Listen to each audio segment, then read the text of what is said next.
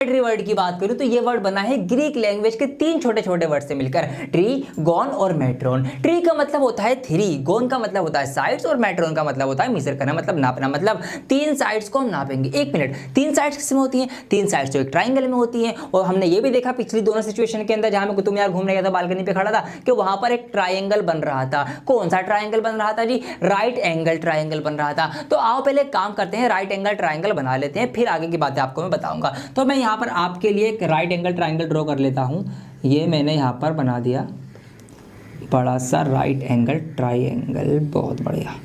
चलिए ठीक है, ये मैंने आपको बना दिया। यहाँ पर राइट एंगल कहाँ पर है जी? राइट एंगल आपका यहाँ पर है। इनके पॉइंट्स को मैं नाम भी दे देता हूँ। ये आपका ए हो गया, ये बी हो गया, ये सी हो गया।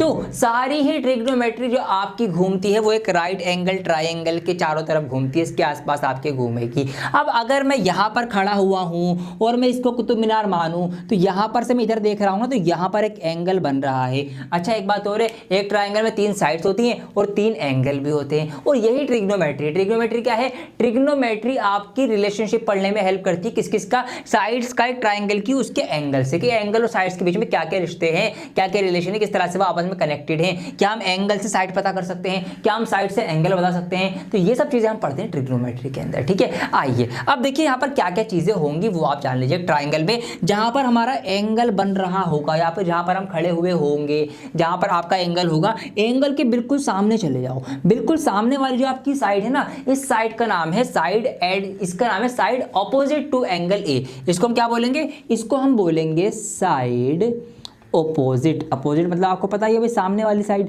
Side opposite to angle A, के एंगल ए के सामने वाली साइड क्या हो गई है? Side opposite to angle A. और 1 मिनट, इसको तो हम परपेंडिकुलर बोल देते हैं, बिल्कुल आम बोलचाल में है ना। अगर हम मैथ में क्या बोलेंगे, जो खड़ी साइड होती है जिसको हम हिंदी में लंब बोलते हैं, तो वो क्या है? वो आपकी परपेंडिकुलर भी है, परपेंडिकुलर। ठीक है, परपेंडिकुलर ये आपकी हो चुकी है। अब इस साइड के ऊपर आ जाओ। देखिए ये साइड क्या है? एंगल ए से जुड़ी हुई है, तो इसको इंग्लिश में हम यही बोल देंगे। इसको हम बोल देंगे, क्या कह देंगे? इसको हम ये बोल देंगे कि साइड एडजेसेंट टू एंगल ए।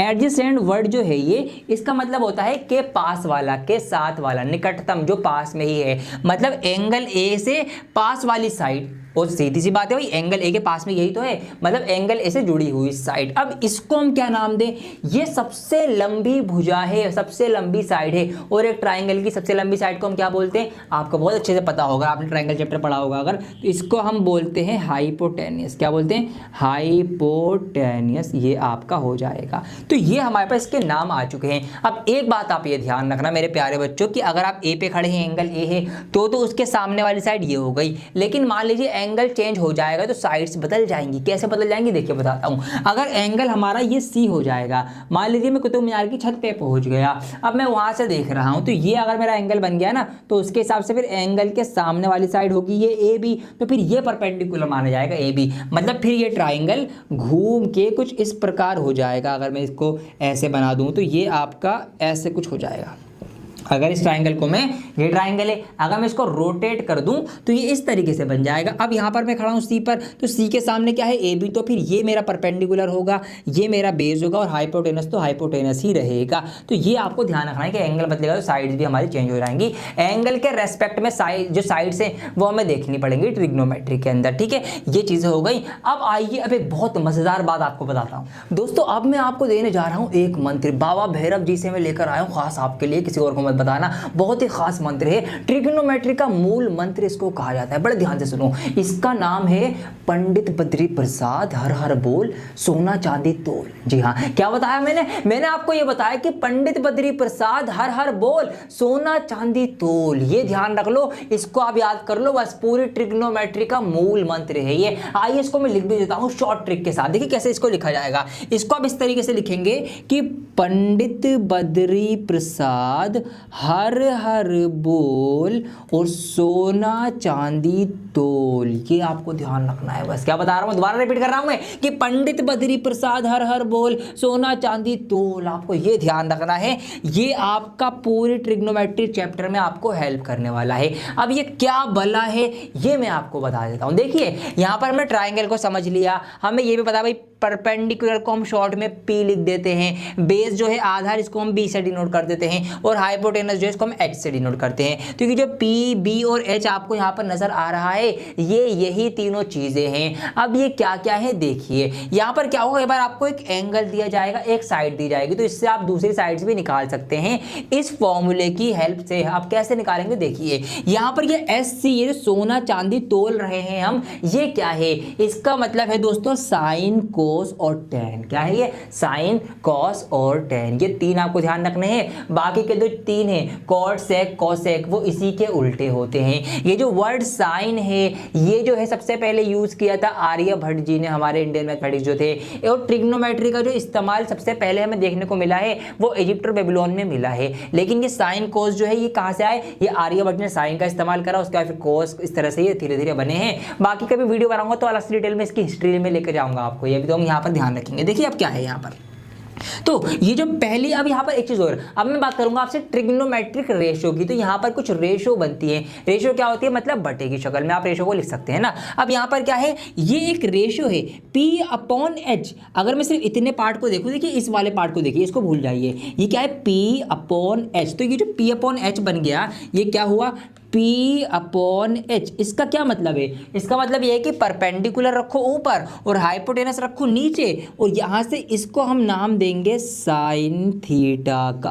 क्या नाम देंगे हम, साइन थीटा का। भाई थीटा क्या आ गया सर, तो थीटा जो है मेरे दोस्तों, ये हम दिखाते हैं किसी भी एंगल के लिए, ठीक है, एनी एंगल, एनी एंगल। मतलब यहाँ पर अब कोई एंगल है, किसी मेजरमेंट का होगा, 30 डिग्री होगा, 60 डिग्री होगा, 45 डिग्री होगा, 90 डिग्री भी हो सकता है अगर यहाँ की बात करें अगर हम, और कम भी हो सकता है। तो ये जो एंगल है इसको हम थीटा से दिखाएंगे जब तक हमें नहीं पता होगा। अभी हमें नहीं पता कितने डिग्री का एंगल है, तो हमने थीटा लिख दिया है। साइन थीटा जो है वो है P/H। मतलब अगर हमें यहाँ पे कोई एंगल दे रखा हो और हमें एक साइड दे रखी हो, तो हम साइन थीटा लगाकर ना दूसरी साइड उसकी निकाल लेंगे। मतलब हमें एंगल पता होगा, साइड पता होगी, दूसरी साइड भी निकल जाएगी। तो ये आपका साइन थीटा रहेगा P/H। इस तरीके से आपका दूसरा हो जाएगा। यहाँ पर अगले की बात करूं मैं, अगला है आपका कॉस थीटा, जो कि इसके नीचे वाला होगा, मतलब B/H। क्या होगा वो, B/H। ये आपका हो जाएगा कॉस थीटा। मतलब बेस ऊपर रखो और हाइपोटेनस नीचे रखो, और कोस थीटा के हिसाब से आप इसको फॉलो करेंगे, इसको आप आगे बढ़ाएंगे।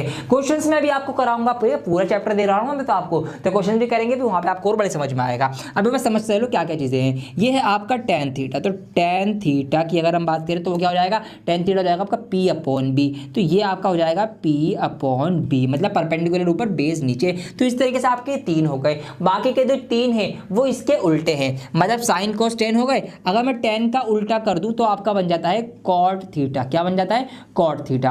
अब टेन का उल्टा 4 पाई पलट दो, मतलब ये था P/B, इसका उल्टा कर दो, मतलब B/P कर दो, तो कॉट थीटा आपका हो जाएगा B/P। बिल्कुल इसी तरीके से आपका कोस का उल्टा हो जाएगा आपका सेक थीटा। ये क्या था, B/H। B/H की 4 पाई पलट दो, ये हो जाएगा आपका H/B। क्या हो जाएगा, H/B हो जाएगा। अब लास्ट बने आपका कोसेक थीटा, ये साइन थीटा का उल्टा होता है, ये है P/H, तो ये हो जाएगा आपका H/P। तो ये है आपका क्या, कि पंडित बद्री प्रसाद हर हर बोल, सोना चांदी तोल। अब कैसे इसको आगे इस्तेमाल करना है वो मैं आपको बताता हूँ।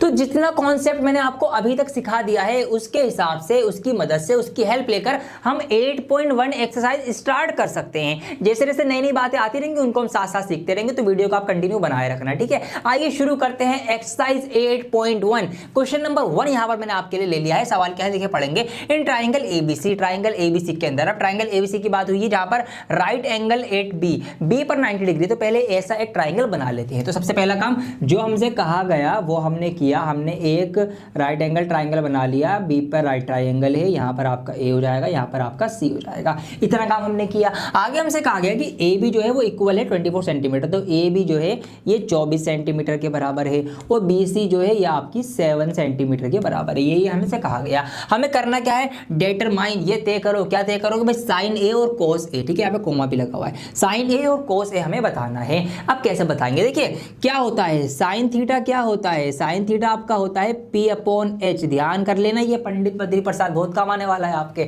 तो P/H होता है, मैंने अभी अभी आपको बताया। अब यहाँ पर अगर मैं बात करूं तो अब देखिए वही एंगल वाली बात जो मैंने आपको बता दी जरूरी है। यहाँ पर है साइन A, मतलब थीटा की जगह आया A, मतलब एंगल जो बन रहा है वो A से बन रहा है। अब यहाँ पर A से एंगल बना तो A के सामने वाली साइड क्या होगी, ये आपका परपेंडिकुलर होगा, ये आपका बेस होगा, ये आपका हाइपोटेनस होगा। Is that clear? बिल्कुल क्लियर हो चुकी होगी आपकी। मान लीजिए अगर यहीं पे होता है ये साइन C, तो हम क्या करते, फिर हम यहाँ एंगल मानते और इसके हिसाब से फिर ये बेस परपेंडिकुलर होता।